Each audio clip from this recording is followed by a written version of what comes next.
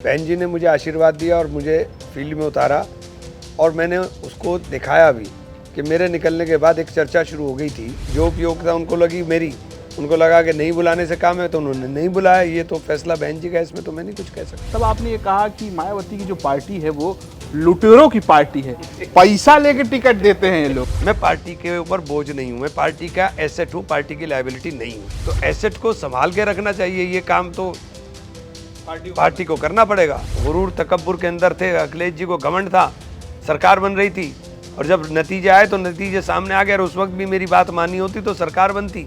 मैं बहुत कष्ट में समाजवादी पार्टी में गया था। मैं आपको बताना चाहता हूं कि मैं बहुत कष्ट में, केवल अखिलेश जी चूँकि बड़े नेता हैं और बड़े नेता को दिल भी बड़ा रखना चाहिए। मैंने प्रियंका जी के साथ बहुत करीब से काम किया, राहुल जी के साथ बहुत करीब से काम किया। बेहतरीन इंसान राहुल गांधी है। जन्मदिन पर फोन पर बातचीत हुई? अरे नहीं, राहुल जी को मैं देखे जन्मदिन की बधाई हमेशा देता हूँ। ईद की, क्रिसमस की, दिवाली की मैंने हमेशा बधाई दी है। चर्चा तो ये भी है कि इमरान मसूद वापस कांग्रेस में जा सकते हैं। अब ये नहीं कि चुनाव जीतने के लिए मैं कल जा करके, जो मेरी विचारधारा ही नहीं है, मैं उसको जा करके ज्वाइन करना, नहीं, ऐसा नहीं हो सकता। और मैंने तो बोला भी नहीं था, वो एक हम जो बोलचाल के अंदर निकला हुआ था, उसके लिए बार बार भाई हाथ जोड़ के माफ़ी मांग ली। और क्या आप ये तो बताइए क्या करोगे? मुझे कोर्ट, आपने जेल भेज दिया, सब कुछ तो कर लिया, अब कितना चाहे आप लोग करोगे इस बात को? वो नेता जिसे आप अपने बयानों के लिए जानते हैं, जो लगातार सुर्खियों में रहते हैं, हार हो या जीत हो, चर्चा उनकी जरूर होती है। और आज यूपी तक के न्यूज रूम में मौजूद हैं वो नेता जिनका नाम है इमरान मसूद।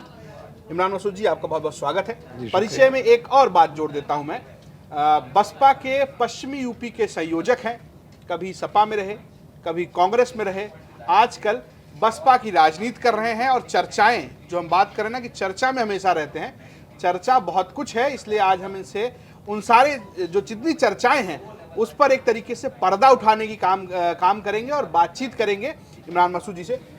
सर, बात जब हमने शुरू की तो सबसे पहले बात वायरल की हुई। कोई भी पार्टी में रहे हों आप, चाहे सपा में रहे हों, चाहे आप कांग्रेस में रहे हों, चाहे आप बसपा में रहे हों, बयानों के लिए हमेशा चर्चा में रहते हैं। ऐसा क्या है इमरान मसूद के अंदर? देखिए, मैंने हमेशा सच्चाई के साथ और बेबाकी के साथ बोलने का काम किया है और मैं कोशिश करता हूँ कि हमेशा कभी, क्योंकि मुझे मीडिया ने 2014 के बाद बड़ा नेगेटिव दिखाने का काम किया और मैं शुक्रगुजार हूँ बहुत सारे अपने मीडिया के साथियों का कि मेरी उस छवि को, मेरी उस इमेज को आप लोगों ने हकीकत में जानने की कोशिश की कि इमरान दरअसल हकीकत में है कैसा। तो बेबाकी के लिए आप लोग को लगता है कि मैं बोलता हूँ, क्योंकि बेबाकी से और सफाई के साथ बोलता हूँ।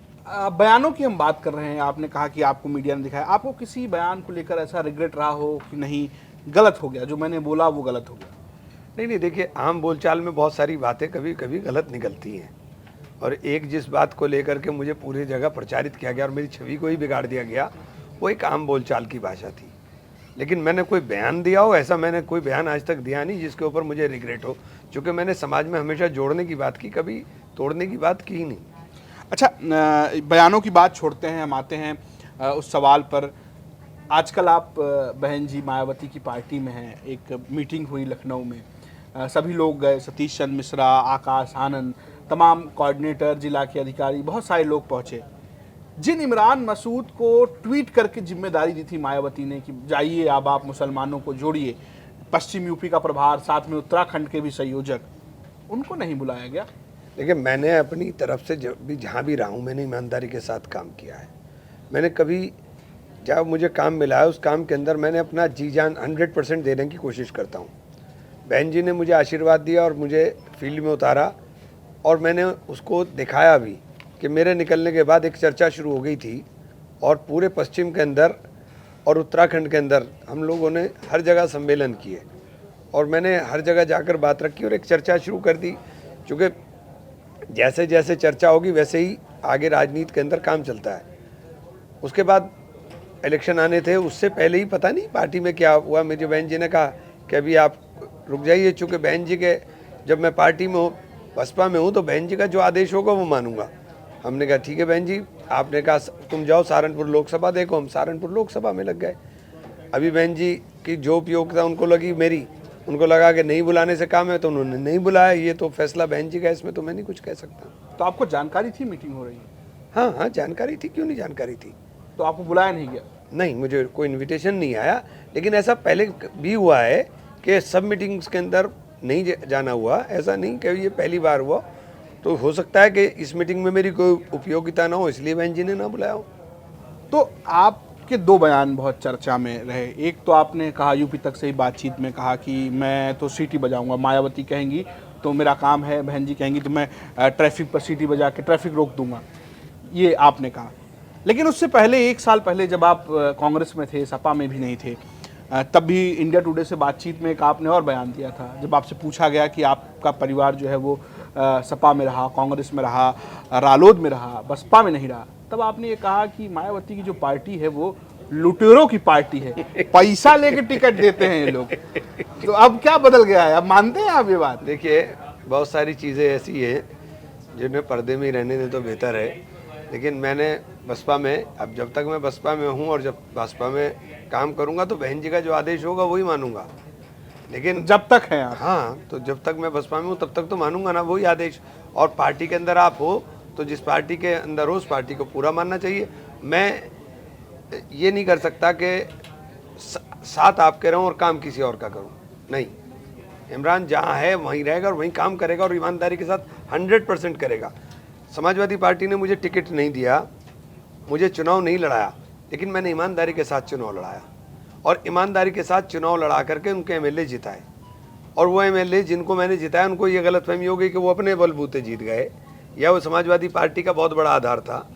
1 साल के अंदर ही मेयर का इलेक्शन हुआ, वही विधायक जी उनके भाई चुनाव लड़े और उसी सीट से आधा हिस्सा उसका रहा, उस सीट पर जिस पर 1,35,000 वोट तो सिटी के कैंडिडेट को अंदर मिले हों और दूसरा कैंडिडेट 32,000 से चुनाव जीता हो। सिटी का कैंडिडेट बिल्कुल हार गया, लेकिन दूसरा कैंडिडेट 32,000 से चुनाव जीता हो उस सीट के ऊपर, जहां और बहुजन समाज पार्टी को मात्र 8,000 वोट मिले हों। 8 ही महीने बाद चुनाव हुआ, उसी सीट के ऊपर नतीजा ये हुआ कि समाजवादी पार्टी की जमानत जब्त हो गई और हमें, आप जानते हो अच्छी तरह से, कि ज़बरदस्ती चुनाव हरा दिया। हमारा वोट भी नहीं पड़ने दिया, लाठी चलाई, डंडा चलाया, गुंडागर्दी कर करके हमें चुनाव हरा दिया। तो लोगों ने तो बता दिया ना कि लोग किसके साथ हैं। पार्टी को ये था कि उनके साथ, तो लोगों ने बता दिया कि किसके साथ हैं। तो लोगों का प्यार के साथ है या इमरान मसूद के साथ? तो लोगों ने बता दिया ना। बसपा को 8,000 वोट मिले थे चुनाव में, 8,000 मात्र। उसी सीट पर 8,000 वोट मिले थे, उसके बाद मिले 1,50,000 से ज़्यादा। तो लोगों ने बता दिया कौन किसके साथ है। आप कह रहे हैं कि आप बसपा के लिए काम करेंगे चूंकि आप उस पार्टी में हैं। बड़ी चर्चा है गठबंधन को लेकर, तो क्या बसपा को कांग्रेस से गठबंधन करना चाहिए? मायावती तो कह रही है नहीं करना चाहिए। देखिए, बहन जी का निर्णय है और पार्टी के अंदर रहने वाले सभी लोगों को बहन जी का निर्णय मानना है। लेकिन मेरा मानना ये है कि आज देश के अंदर बड़ी गंभीर परिस्थिति है। आज जब आर्थिक सलाहकार परिषद के चेयरमैन देवराय जी ये बयान दे दें कि केशवानंद भारती केस जो 1973 का है वो केस एप्लीकेबल नहीं होगा क्योंकि वो संविधान के ऊपर था और हम पूरा संविधान बदल देंगे तो वो केस एप्लीकेबल ही नहीं होगा। संविधान की प्रस्तावना को बदलवाने की बात थी, इन्होंने पूरे संविधान को बदलने की बात कर तो ये जो बयान उनका था ये बड़ा, मतलब ऐसा नहीं था कि ये बिना सोचे समझे दिया गया हो, या गगोई साहब ये बयान दे दें कि साहब केशवानंद भारती केस के ऊपर चर्चा की जा सकती है, तो ये कोई ऐसा नहीं कि एकदम दिया गया हो। ये भारतीय जनता पार्टी ठहरे हुए पानी में कंकड़ मारकर देख रही है कि लहरें गिन रही है। तो ये देश के संविधान को बचाने का चुनाव है और बाबा साहेब भीमराव अंबेडकर ने जो संविधान देश को दिया, जो एक ये हमें ग्रंथ ऐसा दे करके गए जिसके अंदर देश के अंदर रहने वाले तमाम गरीब अमीर सबको बराबर अधिकार दिए हों और विविधता को देश की एकता के अंदर पिरोना का काम संविधान ने किया। खेत में काम करने वाला मजदूर भी वोट का उतना ही वैल्यू है जितना अंबानी और अडानी के वोट की वैल्यू हो। तो राजा और रंक को बराबर करने का काम अगर किसी ने किया तो संविधान ने किया। बराबरी में लाने की काम अगर किसी ने किया, संविधान ने किया, और ये उस संविधान को ही बदलने की बातें करने लगे, तो आज देश बचाने के लिए, संविधान बचाने के लिए आज ज़रूरी है कि सबसे पहले अपने हितों को छोड़ करके संविधान की रक्षा की जाए और संविधान को बचाया जाए। तो क्या गठबंधन करना चाहिए? मैंने कहा ना, अगर संविधान ही नहीं होगा और कल आपके पास वोटिंग राइट ही खत्म हो गए, आपके पास वोट का अधिकार ही खत्म हो गया, तो फिर क्या आप पार्टियां चलाओगे? फिर क्या करोगे आप? तो मतलब ये मान लिया जाए कि आपकी सलाह है कि गठबंधन करना चाहिए। मेरी तो देखिए, आप अच्छी तरह जानते हो कि मैं समाजवादी पार्टी में जब गया, मैं बार बार बोल रहा था कि कांग्रेस के साथ गठबंधन करो जी। अखिलेश जी गुरूर तकब्बुर के अंदर थे, अखिलेश जी को घमंड था, सरकार बन रही थी, और जब नतीजे आए तो नतीजे सामने आ गए, और उस वक्त भी मेरी बात मानी होती तो सरकार बनती। और इसके भी नतीजे आपके सामने आ जाएंगे, जीरो पर आउट ना हो जाए, बस ये खतरा है। सर्वे तो यही कह रहे हैं कि यही रहा तो जीरो आ जाएंगे। हाँ, नहीं, सर्वे तो देखिए, सर्वे तो आपके जो है ना, अब दिखाने लगे ना, जिनको कभी आप कुछ और दिखाते थे, आज सर्वे दिखाने लगे कि वही हीरो है, असल हीरो तो वही है। तो असल हीरो की बात आप कर रहे हैं। चर्चा तो ये भी है कि इमरान मसूद वापस कांग्रेस में जा सकते हैं, हीरो के पास लौट कर जा सकते हैं। अच्छा, आपने मान लिया पहले ही रहा कि राहुल गांधी का नाम मैंने लिया नहीं, और आपने सर, मान आप लिया इशारों कि राहुल गांधी हीरो हैं। अरे देखिए, मेरा अपना व्यक्तिगत अनुभव रहा है। मैंने प्रियंका जी के साथ बहुत करीब से काम किया, राहुल जी के साथ बहुत करीब से काम किया। बेहतरीन इंसान राहुल गांधी है, और दोनों तरह से, व्यक्तिगत रूप से भी, और जब आप अंदर बैठ कर के बात करेंगे तो जो बात, जो दर्द, जो तकलीफ राहुल गांधी को देश के आखिरी छोर पर बैठे हुए व्यक्ति के प्रति है, वो मैंने महसूस और कहीं की नहीं। कारण ये कि मैं आपको छोटा सा वाकया बताता हूँ। राहुल जी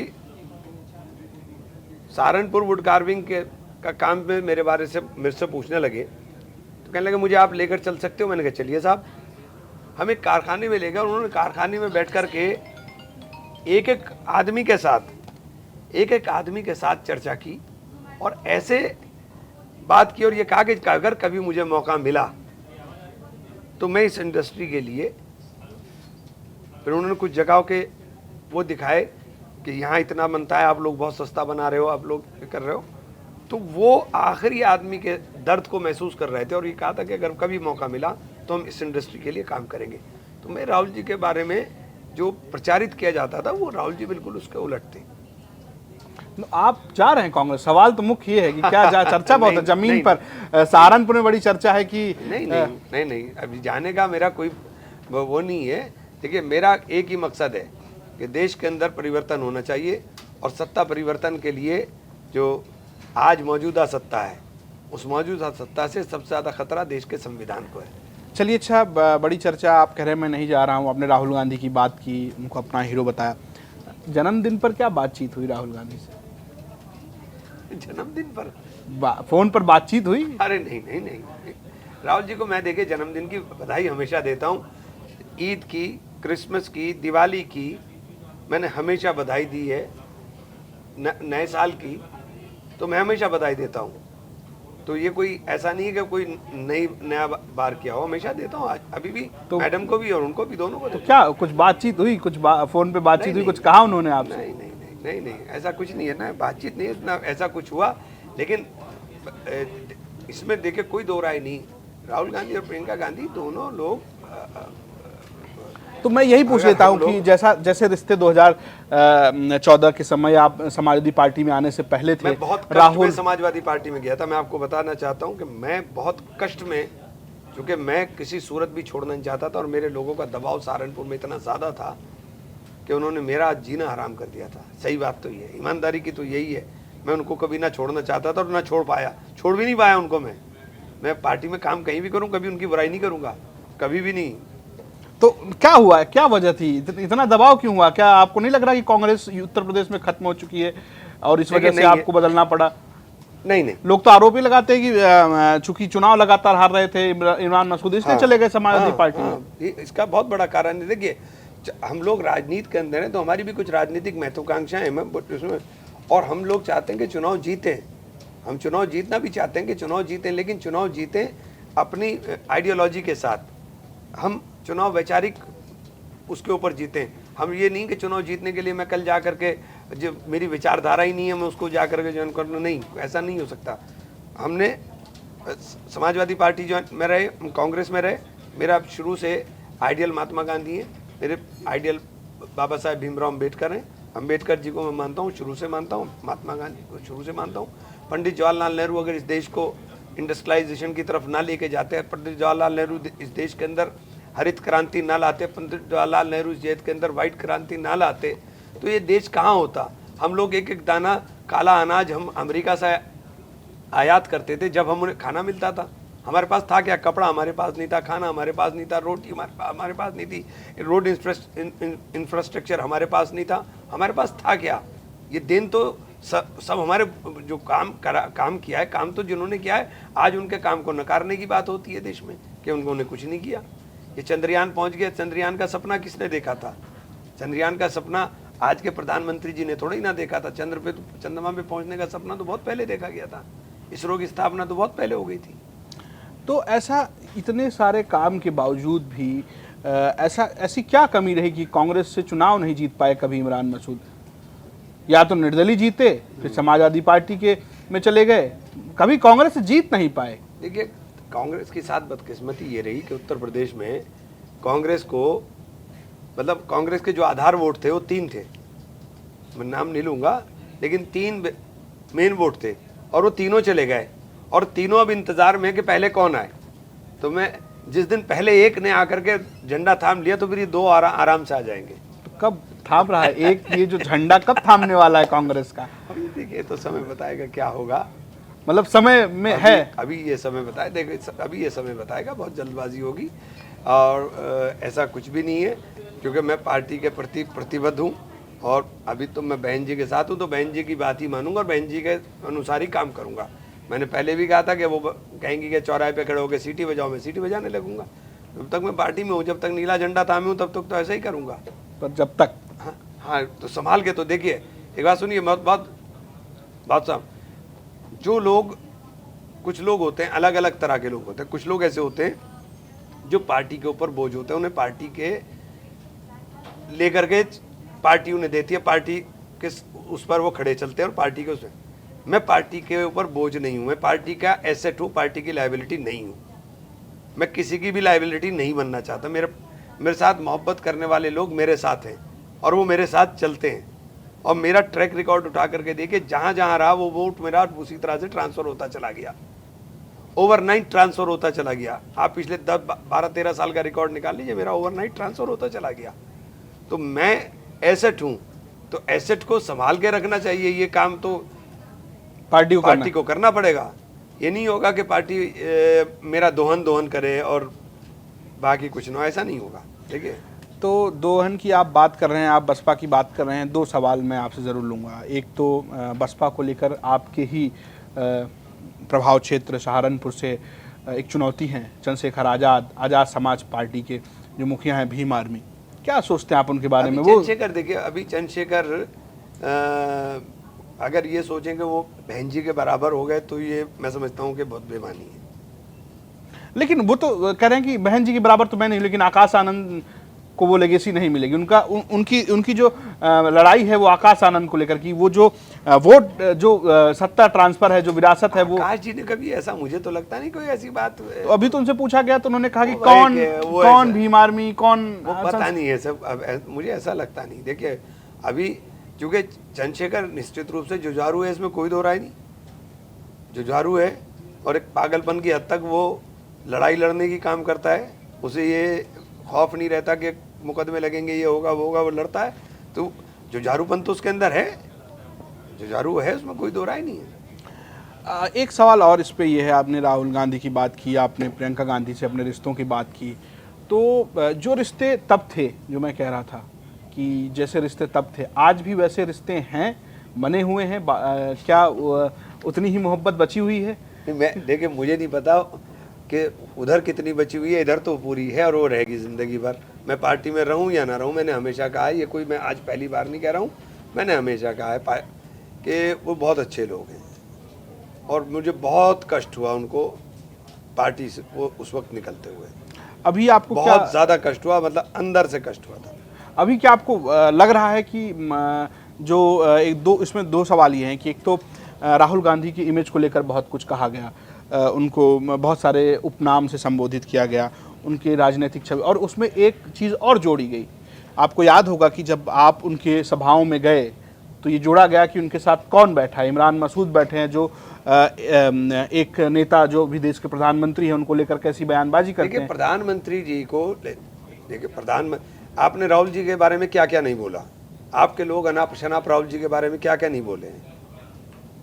राहुल जी के बारे में भी तो आपने अनाप शनाप दुनिया भर का बोला है। तो आप अपने बारे में कोई बोले तो आपको तकलीफ होती है, दूसरे के बारे में बोलेंगे तो कोई मतलब नहीं है। और मैंने तो बोला भी नहीं था, वो एक हम जो बोलचाल के अंदर निकला हुआ था, उसके लिए बार बार भाई हाथ जोड़ के माफ़ी मांग ली। और क्या तो आप ये तो बताइए क्या करोगे, मुझे कोर्ट आपने जेल भेज दिया, सब कुछ तो कर लिया, अब कितना आप लोग करोगे इस बात को। तो जो मायावती के लिए लेकर कहा था, मायावती जी ने माफ़ कर दिया। बहन जी ने देखे मेरे सर पे हाथ रखा, बहन जी का मेरे ऊपर बहुत बड़ा एहसान है। बहन जी ने मुझे जिस स्नेह के साथ, जिस मोहब्बत के साथ बहन जी ने मुझे बुलाया और कहा कि ये तुम्हारा घर है और तुम काम करो, मैं बहन जी का एहसान कैसे, मतलब जो जिसने किया अच्छा किया, मैं उसको कहूँगा ना कि मेरे तो साथ अच्छा किया। अच्छे की बात आप कह रहे हैं, एक जगह और आप गए अखिलेश यादव जी के पास, इज्जत नहीं मिली क्या आपको? नेताजी वाला मजा। क्या कैसे हैं अखिलेश यादव से रिश्ते? अखिलेश जी से मेरे व्यक्तिगत रिश्ते तो कैसे भी नहीं है, मैं क्या कहूँ, क्योंकि मैं जो उम्मीद के साथ, जो बात के साथ गया, मुझे उसमें मज़ा नहीं आया, बस इतनी सी बात है, और क्या कहूँ। तो अभी आप अखिलेश यादव से आपकी बातचीत है? आपके खिलाफ प्रचार करने आए वो सहारनपुर में? तो जमानत जब्त होगी उनके कैंडिडेट की, बस इतना ही कह सकता हूँ मैं, और क्या कहूँ बताओ मैं। तो क्योंकि मैंने तो अखिलेश जी के बारे में ना कुछ और बोलना है ना कहना है, केवल अखिलेश जी चूँकि बड़े नेता हैं, और बड़े नेता को दिल भी बड़ा रखना चाहिए। वो तो कहता है मैं बड़े दिल वाला हूँ। नहीं, बड़े दिल वाले नहीं है, बड़े दिल वाले हैं तो पुरानी बातें क्यों याद करते हैं। अगर हमने कुछ कहा है आपस में कहा है, राजनीति के अंदर बड़ा दिल था नेताजी का, बड़ा दिल था मुलायम सिंह जी का, वो थे बड़े दिल वाले। उनके साथ मैंने काम किया है और उनका दिल था बहुत बड़ा। तो नेताजी का थोड़ा सा अनुसरण है, और अब तो कम से कम झटका लग कर के अखिलेश जी को नेताजी के पद चिन्हों पर नेताजी की तरह से व्यवहार करना चाहिए, और अपने तमाम उन साथियों को जो उनके हमदर्द हैं, जो उनके साथ काम कर चुके हैं या काम करना चाहते हैं या काम कर कर चले गए, और वो क्यों चले गए इस पर मंथन करेंगे तो समझ में आ जाएगा। आपने ये कहा लोग चले गए, मैं एक नाम लेता हूँ प्रकाश राजभर का, वो चले गए, वो उन्होंने काफ़ी मुखर होकर अखिलेश यादव पर कहा, उन्होंने एक तरीके से आरोप लगाया। राजभर साहब ने जिस तरह की भाषा का इस्तेमाल किया, मैं उसका समर्थन नहीं करता हूँ। उस तरह की भाषा बिल्कुल इस्तेमाल नहीं की जानी चाहिए। राजनीति के अंदर ये भाषा का इस्तेमाल बिल्कुल किसी भी सूरत में जायज़ नहीं है। तो मैं जो अखिलेश जी बड़े नेता हैं, और बड़े नेता के प्रति आदर और सम्मान आदमी को हमेशा रखना चाहिए। नहीं, उन्होंने जो आरोप लगाया, मैं उस पर सवाल ले रहा हूँ, क्योंकि आप भी उस पार्टी में थे, आपने बहुत दिन नहीं रहे, आपने छोड़ा, और आपने कहा कि उस तरीके की चीज़ें नहीं रही। उन्होंने ये कहा कि अखिलेश यादव में एक एरोगेंस है, वो आदर नहीं करते हैं। आपको ऐसा लगा?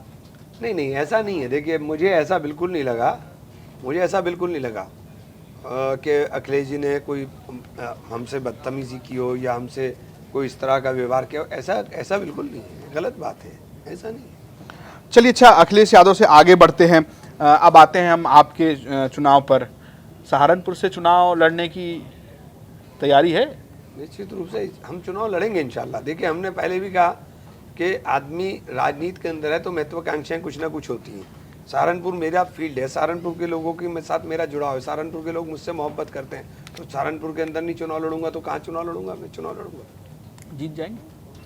ये सवाल इसलिए है क्योंकि जीत और हार अल्लाह के हाथ में। देखिए, जब हम 2014 में चुनाव लड़ रहे थे, 2014 में भी हमें 4,10,000 वोट मिले थे, 2014 के चुनाव में भी।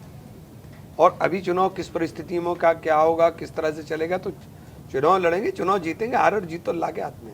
नहीं, एक यही बड़ा सवाल है। लोग ये आरोप लगाते हैं, आरोप क्या, लोग कहते हैं कि इमरान मसूद ने एक बार बतौर निर्दलीय विधायक बन गए और एक बार नगर पालिका के चेयरमैन बन गए, और ऐसा कौन सा चुनाव जीत लिया वो? उसके बाद तो फिर उनको मीडिया ने उनको नेता बना दिया। नहीं, मुझे मीडिया ने नेता नहीं बनाया।